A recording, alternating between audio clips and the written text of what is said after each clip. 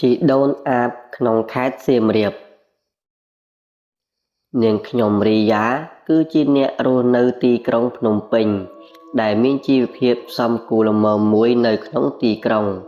ដោយប៉ាម៉ាក់របស់នាងខ្ញុំជាអ្នកលក់ចាប់ហួយនៅក្នុងផ្សារអូរឫស្សីខែភ្ជុំបិណ្ឌក៏បានមកដល់គ្រួសាររបស់នាងខ្ញុំបានបិទតូបលក់ 4-10 ថ្ងៃដើម្បីទៅលេងជីដូនយាយរបស់នាងខ្ញុំនៅឯខេត្តសៀមរាបដែលជាស្រុកកំណើតរបស់ប៉ានាងខ្ញុំនឹងចង់ទៅលេងកម្សាន្តនៅទីក្រុងអង្គរផងដែរពេលទៅដល់ក្រុមគ្រួសាររបស់ពូខ្ញុំរួមទាំងជីដូនយាយខ្ញុំពួកគាត់ទទួលស្វាគមន៍គ្រួសាររបស់ខ្ញុំយ៉ាងកក់ក្ដៅនិងបាននាំគ្នាដើរមើលប្រាសាទអង្គរវត្តយ៉ាងសប្បាយរីករាយជាមួយគ្នាលុះបាន2ថ្ងៃបន្ទាប់គ្រួសាររបស់ខ្ញុំបានរៀបចំចង្ហាន់ប្រគេនព្រះសង្ឃទៅតាមវត្តអារាមនានាក្បែរៗនោះជាមួយពូមីងនាងខ្ញុំនិងកូនរបស់គាត់លើកលែងតែយាយរបស់ខ្ញុំតែប៉ុណ្ណោះដែលគាត់មិនបានទៅជាមួយ2-3ថ្ងៃក្រោយមកទៀតនាងខ្ញុំបានចាប់អារម្មណ៍ថាជីដូនយាយខ្ញុំគាត់មិនដែលទៅវត្តនោះទេគាត់គ្រាន់តែរៀបចំចង្ហាន់ឲ្យពូមីងរបស់ខ្ញុំជាអ្នកទៅពេលខ្ញុំបបួលគាត់តែងតែបដិសេធជារឿយៗដោយគាត់បានប្រាប់ថាគាត់មានវ័យចំណាស់ចាស់ជរាខ្លាំងពេកដោយគាត់មិនចង់ទៅពិតណាស់គាត់មានព្រះជន្មាយុ88 វស្សាទៅហើយរីឯជីតារបស់ខ្ញុំបានស្លាប់ចោលខ្ញុំតាំងពីនាងខ្ញុំនៅតូចមកម្លេះតែទោះបីជាគាត់មានវ័យចំណាស់យ៉ាងណាក្តីក៏គាត់នៅមានកម្លាំងដើរភិលមិនចាញ់ក្មេងៗប៉ុន្មាននោះទេគ្រាន់តែគាត់រៀងខ្លាចពន្លឺថ្ងៃបន្តិចទៅណាមកណាគាត់តែងតែយកឆ័ត្រទៅតាមដើម្បីបាំងពន្លឺថ្ងៃនិងពាក់វ៉ែនតាខ្មៅជាប់ជានិច្ចមិនសូវជាដោះចេញនោះឡើយរីឯកន្លែងសម្រាករបស់គាត់គឺគាត់បានទៅសម្រាកតែម្នាក់ឯងនៅខ្ទមខាងក្រោយផ្ទះប្រហែលចម្ងាយជាង500 ម៉ែត្រនៅក្នុងចំការចេករបស់គាត់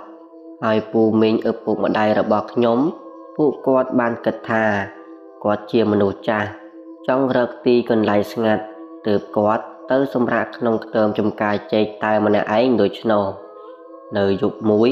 ខ្ញុំបានដេកនៅក្នុងបន្ទប់នៅលើផ្ទះតែម្នាក់ឯងរីឯឪពុកម្ដាយខ្ញុំនិងគ្រួសារពូមីងរបស់ខ្ញុំគាត់បានសម្រាកនៅក្នុងបន្ទប់នៅក្រោមផ្ទះនៅយប់នោះនាងខ្ញុំរសាប់រសល់ដេកមិនលក់សោះណាមួយដាច់ភ្លើងទៀតខ្ញុំបានដេកលេងទូរស័ព្ទរហូតដល់ម៉ោង 3 ទៀបភ្លឺមេឃក៏ចាប់ផ្ដើមចុះត្រជាក់ពេលនោះខ្ញុំរៀងក្តៅស្អុះតិចៗរូបខ្ញុំក៏បានឡើងទៅបើកបង្អួចក្នុងបន្ទប់ដែលចន្លោះបង្អួចនោះអាចមើលទៅចំការចេកបាំងយ៉ាងឆ្ងាយពីលើព្រោះតែផ្ទះរបស់យាយខ្ញុំខ្ពស់ស្រឡះល្អពេលដែលខ្ញុំកំពុងតែឈរយកខ្យល់អាកាសបរិសុទ្ធបក់មកលហៀកចំផ្ទៃមុខរបស់ខ្ញុំយ៉ាងត្រជាក់ត្រាប់តែពេលនោះ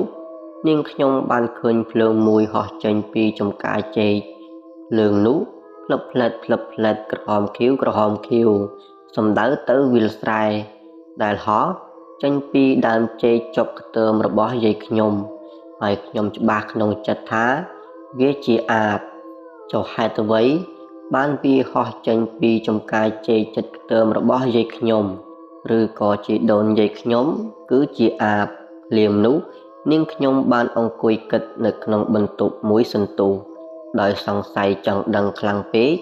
នាងខ្ញុំបានចុះពីលើផ្ទះដោយស្ងាត់ដើរចូលទៅក្នុងចំការចេកទៅរកខ្ទមរបស់យាយខ្ញុំដោយមិនបានប្រាប់នរណាម្នាក់ដឹងនោះឡើយពេលនោះខ្ញុំបានដើរចូលក្នុងចំការចេកទាំងភាពស្ងាត់ជ្រងំឮសំឡេងចង្រិតយំតិចនៅក្បែរខ្លួននិងខ្យល់បក់មកល្វើយសែនត្រជាក់នៅក្រោមពន្លឺព្រះច័ន្ទភ្លឺចិញ្ចែកលើផ្ទៃវេហាបន្តិចក្រោយមកនាងខ្ញុំបានដើរដល់ខ្ទមរបស់យាយខ្ញុំពេលនោះរូបខ្ញុំបានឡើងចិនដើរនិងបើកទ្វារខ្ទមភ្នំតិចដូចមើលតាមមាត់ទ្វារស្រាប់តែ នាងខ្ញុំបានឃើញយាយរបស់ខ្ញុំមានខ្លួនអត់ក្បាលខ្ញុំឃើញភ្លាមក្នុងចិត្តស្ទើរស្រឡាំងកាំងដោយបញ្ជាក់យ៉ាងច្បាស់ថាជីដូនយាយខ្ញុំពិតជាអាពិតប្រាកដមែនរួចហើយខ្ញុំបានបើកទ្វារទៅមើលឲ្យច្បាស់ក្រោមពន្លឺភ្លើងប្រេងកាតមេទាំងទឹកភ្នែករលីងរលោងរំពេចនោះជីដូនអាបយាយខ្ញុំក៏បានហោះត្រឡប់មកវិញភ្លើងផ្លិតផ្លែតពីចម្ងាយហោះចិត្តដល់ខ្ទើមនាងខ្ញុំឃើញភ្លាមដោយខ្លាចគាត់ដឹងរូបខ្ញុំបានចុះពីលើខ្ទើមយ៉ាងលឿនរត់ទៅពូននៅគុំចេកនៃម្ខាងជ័យខ្ទើមរបស់គាត់ប៉ុន្តែ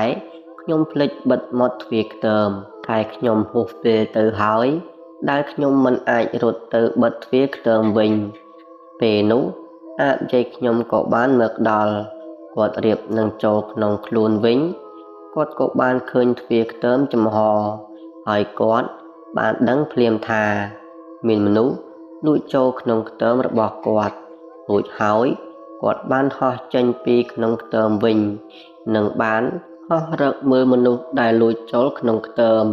ពេលនោះខ្ញុំបានលួចមើលគាត់ពីចម្ងាយបានឃើញគាត់ហោះផាត់លើស្លឹកចេកសក់រន្ទរន្តាយធ្លាក់អណ្ដាតប្រវែងមួយចង្អាមមានចង្កូមធ្មេញស្រួចភ្នែកក្រហមតែតសម្លឹងរកមើលមនុស្សលួចចូលក្នុងខ្ទើមគាត់ដោយទឹកមុខខឹងសម្បាជាខ្លាំងគាត់បានហោះចុះហោះឡើងនិងមានសំឡេងក្រហមតិចគួរឲ្យខ្លាចបន្តិចក្រោយមកស្រាប់តែគាត់បានហោះមកចិត្តគុំចេកដែលខ្ញុំកំពុងតែពូននោះ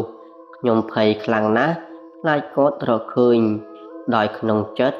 ញាប់ញ័ររន្ធត់តក់ស្លុតនិងបែកញើសជោកពេញខ្លួនទាំងពេលដែលរាត្រីដ៏សែនត្រជាក់នោះគាត់បានហោះមកកាន់តែចិត្តបន្តិចម្ដងរីឯរូបខ្ញុំ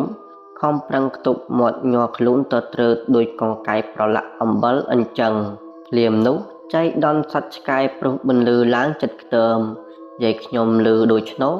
គាត់បានហោះយ៉ាងលឿនទៅរកទីតាំងឆ្កែព្រុសនោះចំណែកឯខ្ញុំឃើញឱកាសល្អក៏បានរត់គេចត្រឡប់មកផ្ទះវិញក្នុងពេលនោះដូចគ្នាលុះព្រឹកឡើងនាងខ្ញុំបានទៅវត្តទាំងងងុយដេកដោយមិនហ៊ាននៅជាមួយយាយខ្ញុំនោះទេពេលទៅដល់វត្ត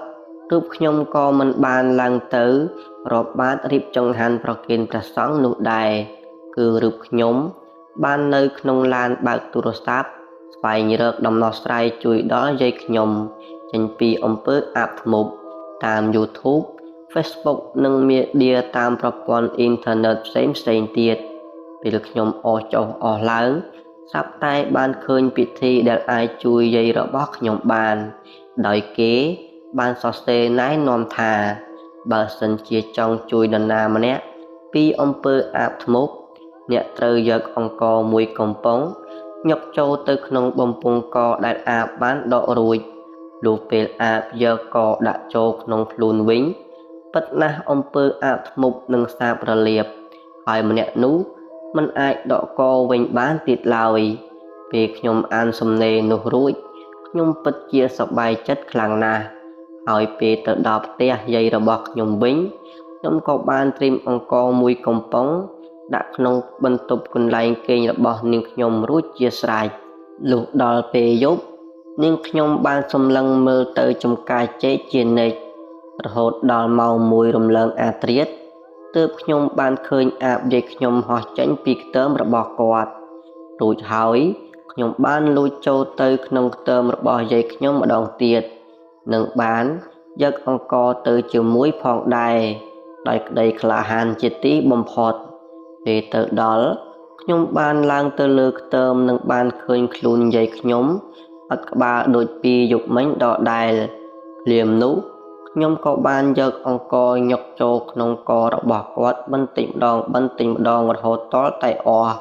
ហើយខ្ញុំមានចិត្តរីករាយខ្លាំងណាស់ដែលបានគិតថាយាយរបស់នាងខ្ញុំលែងក្លាយជាអាបទៀតហើយប៉ុន្តែពេលដែលខ្ញុំងើបមើលទៅបង្អួចនៃខ្ទើមស្រាប់តែខ្ញុំបានឃើញអាបយាយរបស់ខ្ញុំ សម្លឹងមករកខ្ញុំភ្នែកក្រហមឆ្អិនឆ្អៅហាក់បីដូចជាខឹងខ្ញុំខ្លាំងអីចឹងពេលនោះទើបខ្ញុំដឹងថាតាមពិតយាយរបស់ខ្ញុំដកកចេញពីខ្លួនគ្រាន់តែជាការបញ្ឆោតខ្ញុំតែប៉ុណ្ណោះរួចហើយគាត់ក៏បានហោះមករកខំខ្ញុំទាំងកំរោលរំពេចនោះខ្ញុំក៏បានប្រវេសប្រវាសក៏រត់ចេញពីខ្ទមកិច្ចពីគាត់ដោយគិតថារត់សំដៅទៅផ្ទះប៉ុន្តែដោយភាពភ័យខ្លាចខ្លាំងពេកបែរជាខ្ញុំរត់សំដៅទៅវាលស្រែទៅវិញខ្ញុំចង់បកក្រោយដែរតែមិនអាចបកក្រោយបានព្រោះអីអាបយាយខ្ញុំបានដេញពីក្រោយផិតពីក្រោយខ្នងពេលនោះខ្ញុំបានរត់ផងស្រែកផងឲ្យគេជួយប៉ុន្តែមាននរណាម្នាក់ឮនោះឡើយរហូតខ្ញុំរត់ផុតចំការចេកដល់វាលស្រែខ្ញុំរត់ផងយំផងរហូតអស់កម្លាំងខ្លាំងពេកក៏បានដួលប្រងកណ្ដាលទឹកខ្លួនខ្ញុំហាក់បីដូចជាស្ទើរអស់កម្លាំងរលីងដោយគិតថាមិនអាចរត់គេចពីយាយខ្ញុំបាននោះទេភ្លាមនោះគាត់ក៏បានមកទាន់នឹងបានញញឹមតិចប្រៀបនឹងហោះមកខំសម្លាប់ខ្ញុំប៉ុន្តែពេលនោះស្រាប់តែខ្ញុំបានស្រវាប៉ះមែកឫស្សីងាប់មួយមែកដែលមានបន្លាស្រួចជ្រងច្រាងប្រវែង1ម៉ែត្រក៏បានវាត់ទៅគាត់មួយទំហឹងប៉ះចំពោះវៀនរបស់គាត់បានធ្វើឲ្យយាយខ្ញុំឈឺចាប់ស្រែកយ៉ៃប្រកាច់ពេញលើទឹកខ្ញុំឃើញដូច្នោះខ្ញុំបានវាត់គាត់ពី3រំពាស់ទៀតហើយបានរត់ត្រឡប់មកផ្ទះយាយខ្ញុំវិញទាំងត្រដរលុះពេលខ្ញុំបានមកដល់ផ្ទះហើយខ្ញុំបានទទួលភួយយ៉ាងចិត្តខ្លួនញ័រអស់សពកាយយ៉ាញ័ររហូត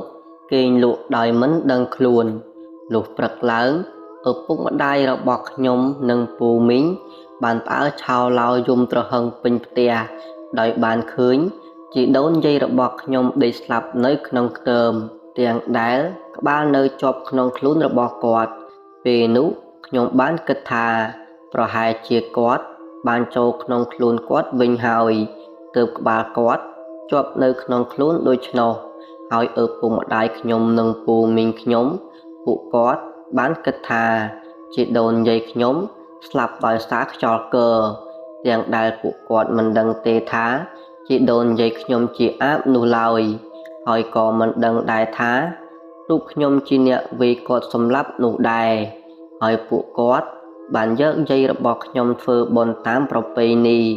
ហើយរឿងនេះក៏បានក្លាយជារឿងអាថ៌កំបាំងមួយរបស់ខ្លួននាងខ្ញុំដោយគ្មាននរណាម្នាក់ដឹងរហូតមកដល់សព្វថ្ងៃនេះ